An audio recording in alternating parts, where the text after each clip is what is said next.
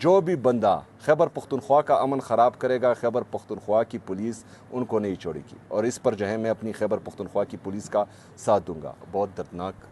واقعہ کل ہوا ہے، اور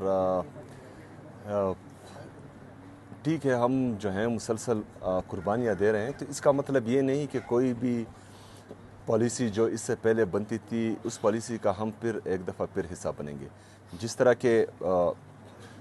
2022 رجیم چینج آپریشن کے بعد مراد سعید صاحب کی قیادت میں ہم نے پورے صوبے میں کہا تھا کہ ان کو دوبارہ لایا جا رہا ہے اور یہاں کا امن دوبارہ تباہ و برباد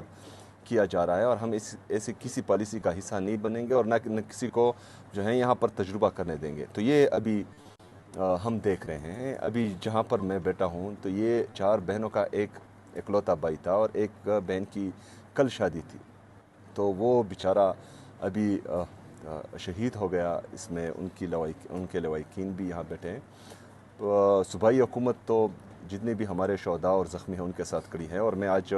ان شہداء کے لیے شہداء پیکج کا اعلان بھی کرتا ہوں، جو زخمی ہیں ان کو زخمیوں کا پیکج دینے کا اعلان کرتا ہوں۔ اس سے ٹھیک ہے ان کے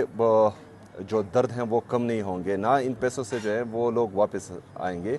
لیکن ہم کچھ درد صوبائی حکومت شاید اس میں حصہ ڈال سکیں اور ان کا کچھ درد اس سے کم ہو انشاءاللہ تعالی۔ اس کے علاوہ بھی جو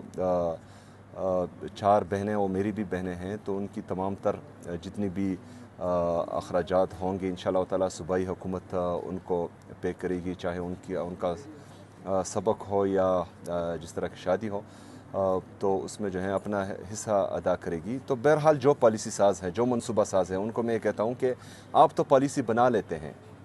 شاید ان کے کنسیکوینسز آپ کو پتہ نہیں لگتے، کیونکہ نہ ان میں آپ کا بھائی ہوتا ہے، نہ ان میں آپ کا بیٹا ہوتا ہے، نہ آپ کے بچے ہوتے ہیں۔ جس طرح آپ نے مرج اضلاع میں آپریشن زبردستی کے آپریشن شروع کیے، اور میں چیختا رہا چلاتا رہا کہ تیرا میں اس وقت برفباری ہے، وہاں پر آپ کس کے خلاف آپریشن کریں گے، لیکن آپ نے زبردستی میرے لوگوں کو نکالا، وہاں پر آپ نے آپریشن نہیں کیا، تو وہ اس سخت سردی میں برفباری میں کیمپوں میں رہ رہے تھے۔ آپ کے بچے رہ سکتے ہیں، ایک دن آپ وہاں پر گزار سکتے ہیں،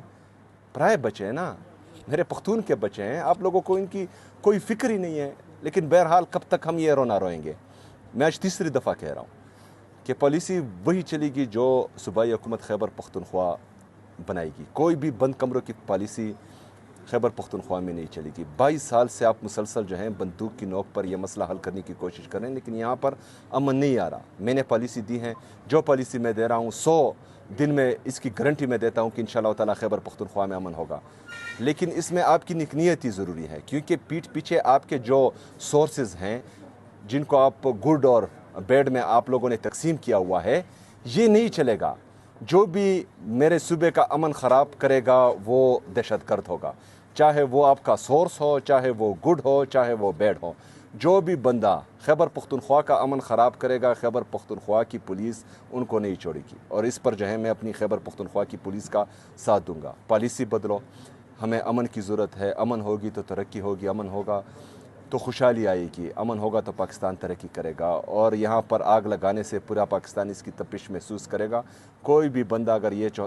سوچتا ہے کہ یہاں پر امن خراب کرنے سے وہ آرام سے جو ہے اپنے گھر میں بیٹھے گا، تو وہ غلط سوچتا ہے، اس طرح نہیں ہوگا۔ خیبر پختونخوا، بلوچستان، سندھ، پنجاب، کشمیر، گلگت بلتستان، ہم سب جڑے ہوئے ہیں،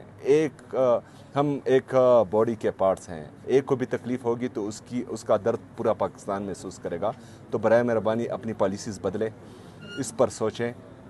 جو منتخب حکومت ہیں، جو عوام کی نمائندگی کر رہے ہیں، جو عوامی طاقت سے ہیں، ان سے مشورہ کریں، اور ان کے بعد جو بھی پالیسی آپ بنائیں گے وہ کارآمد بھی ہوگی اور دیر پا امن میں جو ہیں وہ پائیدار بھی ثابت ہوگی۔ اس کے علاوہ جو ہے اس مسئلے کا کوئی حل نہیں ہے، اور اگر پھر بند کمروں کی پالیسی زبردستی امپلیمنٹ